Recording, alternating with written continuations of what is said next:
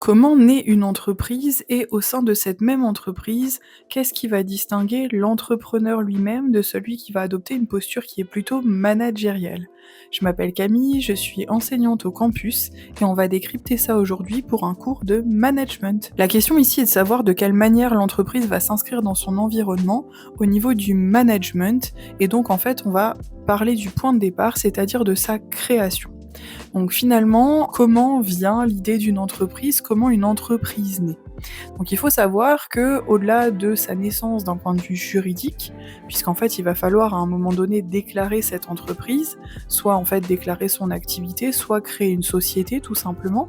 Avant ça, en fait, l'entreprise va naître dans l'esprit d'un ou plusieurs individus et en fait, sur l'observation, des différentes situations, l'entrepreneur va être, un observateur avant tout.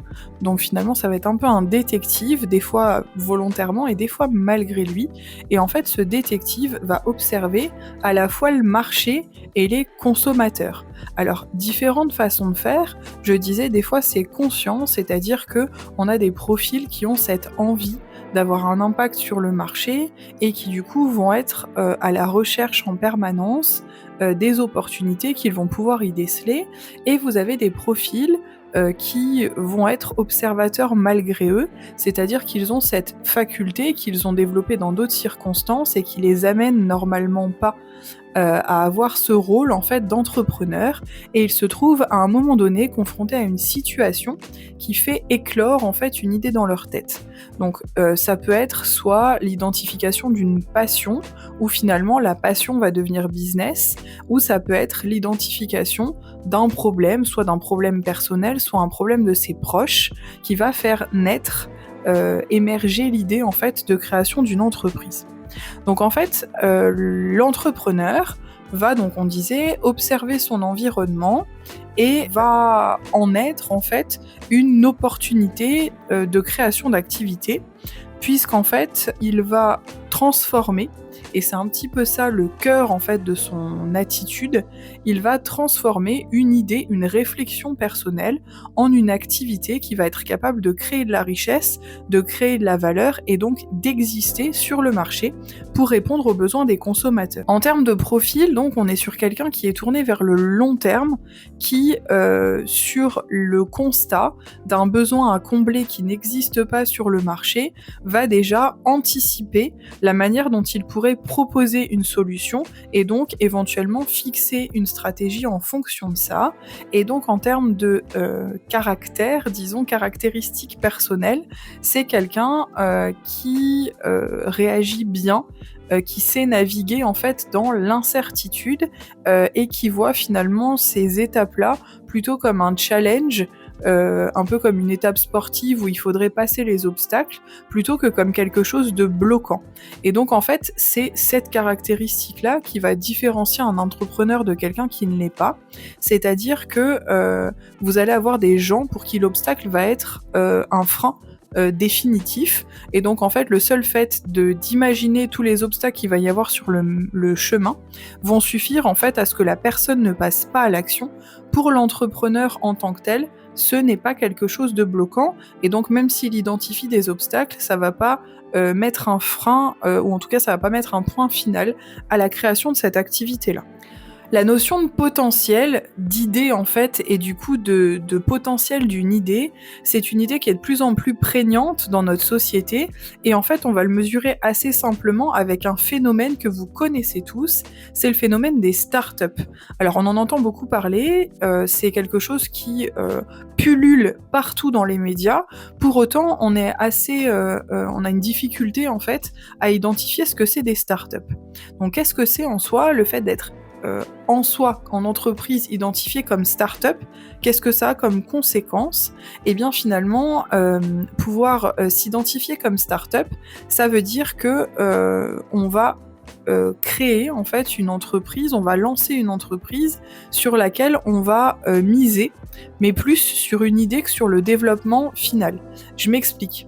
D'un point de vue historique, quand on crée une entreprise, vous deviez avoir l'idée, éventuellement concevoir un prototype et vous alliez démarcher éventuellement des investisseurs avec ce prototype-là ou avec déjà un certain nombre de ventes réalisées ou de ventes potentielles pour prouver en fait la viabilité de votre entreprise. Actuellement, on est sur un système où en fait, un des éléments, une des ressources en fait qui compte le plus, c'est le temps. Et donc, ce qui intéresse le marché, c'est le fait d'être capable de développer une idée plus rapidement que les concurrents et donc une idée qui soit viable, donc qui réponde à un vrai besoin du marché. Le système des startups en fait vient répondre à ce besoin de rapidité puisqu'en fait on va commencer à investir dans les startups avant même que l'entreprise ait réalisé ses produits et donc on investit sur un potentiel d'activité. Ça veut donc dire que sur les phénomènes des startups, on se retrouve face à deux types de situations. Soit on a investi à raison, c'est-à-dire que l'entreprise va aller au bout, que ça va rencontrer son public, que les consommateurs vont être au rendez-vous, et dans ce cas-là, l'investissement aura été bénéfique et donc les investisseurs seront récompensés de cet investissement-là.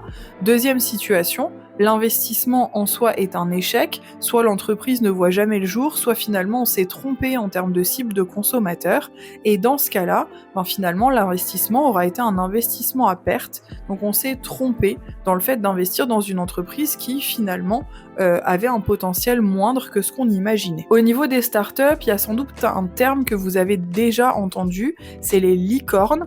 Pourquoi est-ce qu'on en parle ? Simplement parce qu'en fait on a beaucoup de licornes en France et les licornes dont on parle le plus sont celles qu'on appelle de la fintech, donc de la technologie financière associée finalement au fonctionnement des banques, etc. Et pourquoi on parle de licornes ?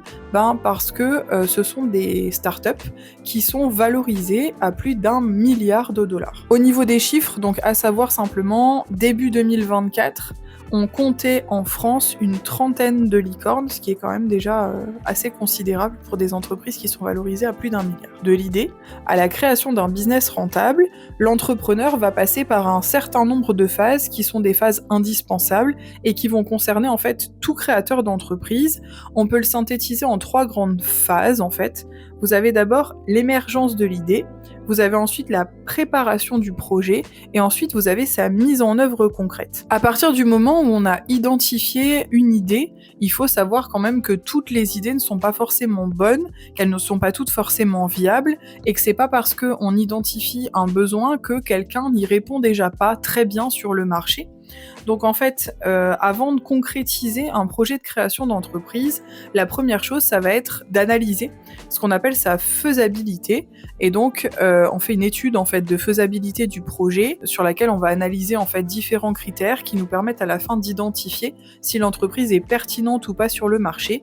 Et donc, normalement, si l'entreprise n'est pas jugée faisable à ce stade-là, en fait, elle ne verra jamais le jour, même si l'idée de base semblait séduisante. Il faut comprendre que la concrétisation d'un projet, elle va dépendre d'un certain nombre de facteurs, en fait, un alignement de planètes finalement, qui vont dépendre autant des caractéristiques individuelles de l'entrepreneur lui-même. Donc vous allez avoir sa capacité à convaincre, le fait qu'il soit capable d'anticiper les risques sur le marché, le fait qu'il résiste face aux difficultés, parce que créer une entreprise, c'est pas un chemin simple, donc on sait qu'il va y avoir des obstacles, etc., etc.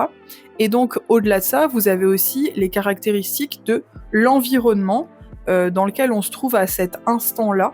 Donc vous allez par exemple avoir le fait que les ressources dont on a besoin pour créer ce projet soient disponibles à l'instant T. Vous allez avoir le contexte qui peut être politique, social par exemple, économique, environnemental. Vous avez les subventions, le fonctionnement des subventions des administrations publiques. Est-ce qu'on est dans une phase où l'acquisition de subventions est simple ? Est-ce que l'acquisition de subventions est possible à l'instant T dans notre secteur d'activité ou pas ? Et vous avez aussi tout ce qui concerne le marché du travail. Donc si c'est un secteur d'activité pour lequel vous avez besoin de salariés, vont intervenir les facilités ou difficultés d'embauche en fonction de la période et en fonction du secteur d'activité que vous voulez développer. Dans un second temps, donc après notre étude de faisabilité, vous allez avoir l'élaboration de ce qu'on appelle un business plan, c'est-à-dire que vous allez anticiper sur les années à venir les étapes de création de votre entreprise avec une idée qu'on va vouloir la plus précise possible des charges que vous allez auxquelles vous allez devoir faire face, donc c'est-à-dire les dépenses qui vont être nécessaires pour créer votre activité et aussi les gains que vous allez pouvoir réaliser, donc votre chiffre d'affaires principalement par la vente de vos produits qui vont vous permettre a priori, et alors pas forcément dans un premier temps, de générer à terme du bénéfice, et en fait c'est ça qu'il va falloir aussi évaluer. Au-delà de ça, donc sur le business plan, c'est-à-dire est-ce que votre entreprise est rentable et quel est le montage qu'on en fait pour que ce soit viable, vous allez avoir la recherche des financements, donc ça peut être des financements qui sont en interne ou en externe. Pour autant, il va falloir déterminer en fonction des dépenses que vous voulez réaliser, quels vont être les différents acteurs qui vont intervenir dans le financement de votre projet. J'en ai parlé un tout petit peu au début, mais il va y avoir aussi le choix du statut juridique, et je vous envoie sur d'autres vidéos pour pouvoir détailler cette partie-là. Et ensuite, vous allez avoir l'accomplissement de l'ensemble des démarches, donc juridiques, on l'a déjà dit, mais aussi administratives, qui sont nécessaires pour démarrer votre activité.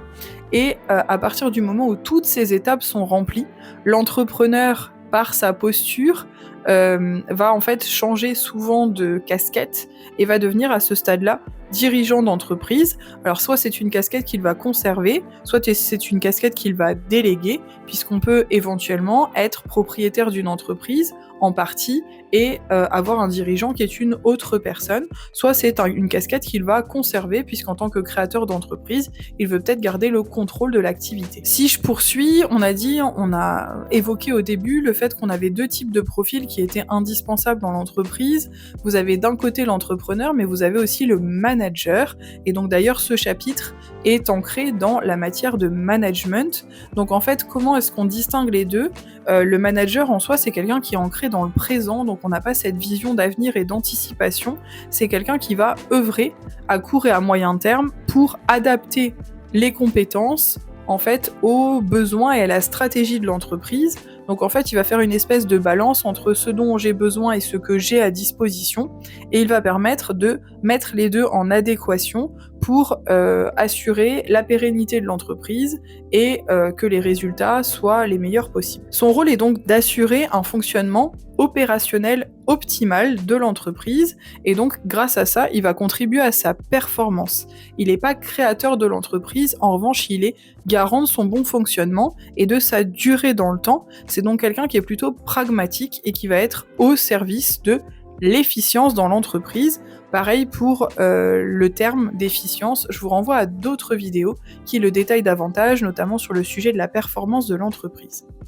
Il faut savoir qu'actuellement, on observe en fait une grosse remise en question sur le statut de manager, puisqu'en fait vous avez un bouleversement total des formes d'organisation. Là où on avait un fonctionnement très pyramidal et très axé sur la hiérarchie, et finalement qu'on revoit dans d'autres secteurs, je pense notamment au domaine scolaire que vous connaissez bien, on est sur un fonctionnement qui est davantage collaboratif et qui vient remettre en question en fait la fonction même du manager, puisque dans ces structures-là, vous avez une absence de hiérarchie telle qu'on l'entend au sens classique. Pourtant, le fait d'être manager, c'est un rôle en soi qui est fondamental, et en fait, si on en a fait une discipline à elle seule, c'est-à-dire le management, c'est quand même que ça a un impact considérable sur le fonctionnement de l'entreprise. Alors peut-être qu'on peut l'appeler différemment, ça peut être davantage sur le fait d'avoir du leadership que le fait d'être manager en tant que tel. Alors si je devais distinguer les deux brièvement, le manager ce serait plutôt le fait d'avoir à la fois un poste d'un point de vue hiérarchique et du coup une autorité qui en découle. Le fait d'avoir le leadership, c'est le fait peut-être moins d'avoir un leadership d'institution, mais le fait plutôt d'être capable de mobiliser les foules. Donc peut-être qu'on serait sur un changement de posture, où on serait davantage sur une volonté d'avoir des leaders en entreprise. Pour autant, il ne faut pas nier l'importance de cette posture en entreprise et sur l'impact que ça a sur la performance de l'entreprise. J'espère que cette vidéo vous a aidé à y voir plus clair sur ce chapitre. Si vous avez des questions, n'hésitez pas à les poser en commentaire. À bientôt!